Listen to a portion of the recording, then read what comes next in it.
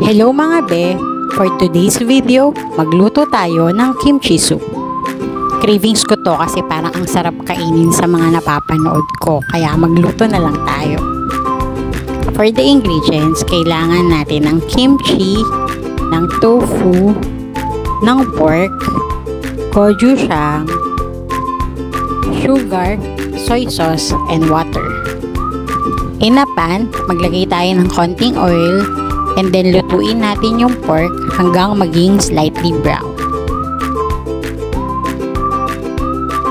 Kapag slightly brown na yung pork, pwede na natin i-add yung kimchi and then lutuin natin to for about 2 to 3 minutes. After ng 2 to 3 minutes, mag-a-add na tayo ng water and then mag-a-add din tayo ng gochujang. Tapos, mag-a-add tayo ng sugar and then soy sauce. So, tansya-tansya lang to mga be. So, mag-add kayo, depende dun sa taste nyo. So, dagdag-bawas lang mga be. Tikman nyo muna and then dagdagan nyo na lang kung kulang pa yung lasa.